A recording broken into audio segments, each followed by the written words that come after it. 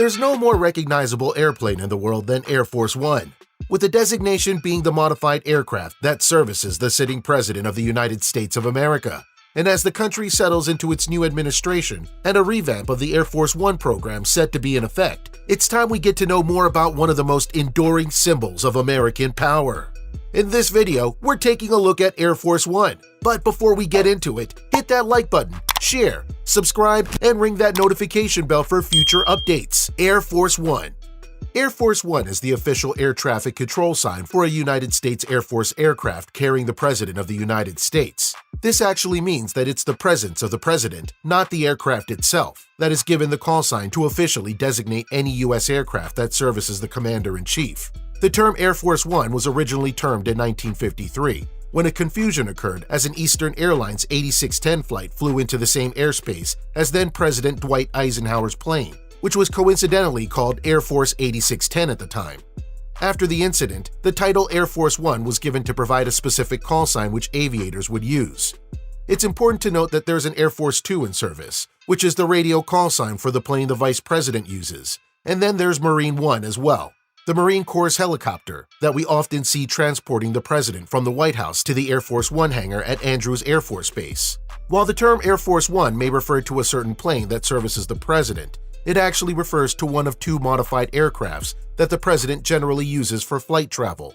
The Air Force makes sure that any of these two planes is always ready to fly at any time in the event of an unexpected attack or actual emergencies that require the President to be off the ground.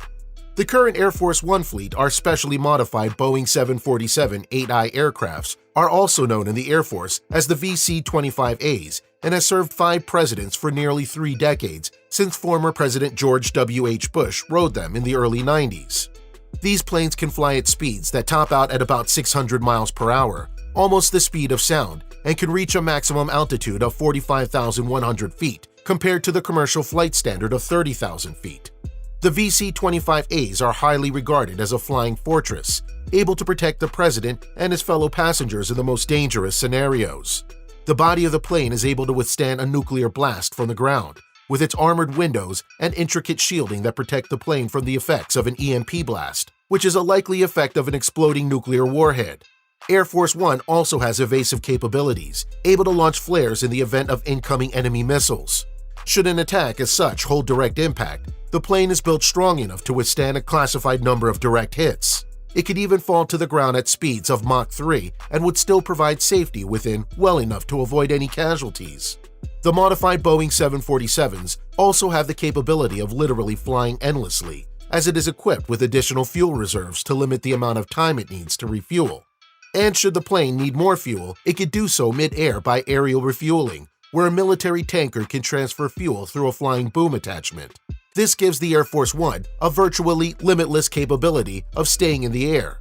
However, it's important to note that this feature has never been used by any president and will be discarded as a need to cut costs towards the expected Air Force One fleet upgrade. Inside Air Force One. The White House had reported in the past that the current Air Force One has 4,000 square feet of floor space on 3 levels. That includes a spacious suite for the President, with a large office, lavatory, and conference room. The plane can accommodate more than 70 passengers and a crew of 26 at a time. There's space to hold media briefings, even when in flight, and a situation room that serves the President's mobile command center. This has state-of-the-art electronics that have been modified to protect the plane from an unexpected electromagnetic pulse, equipped with the most advanced and secure communication equipment, allowing the President to fully function remotely, even when there's a surprise attack on ground.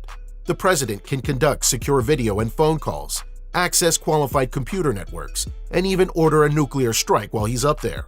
There's up to 200 television screens on board and has 85 phone lines, with white ones used for unclassified use and beige-colored phones for secure conversations. Servicing the President of the United States deserves the utmost quality control, which is why everything on board and even outside the plane needs to always maintain tip-top shape. Every item aboard is polished, cleaned, and secured to avoid any embarrassment from possible guests.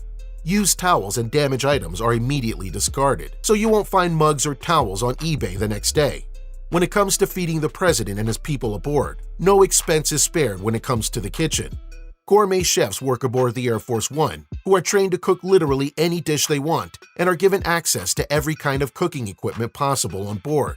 The kitchen is like a five-star restaurant that each of its 2 refrigerators aboard could cost up to $12 million. After all, the need to store 3,000 meals in huge freezers below the passenger cabin isn't just for the 100 they serve in one sitting.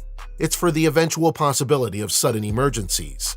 And when it comes to emergencies, Air Force One has a medical suite that can function as an operating room that can conduct open-heart surgeries, with a special doctor always on board. It's stocked with all known drugs and vaccines for most disease and poisons. And they even store an emergency supply of blood, particularly the president's blood type. Staff and security. The president is literally the most protected person on the planet, and this extends within Air Force One as well.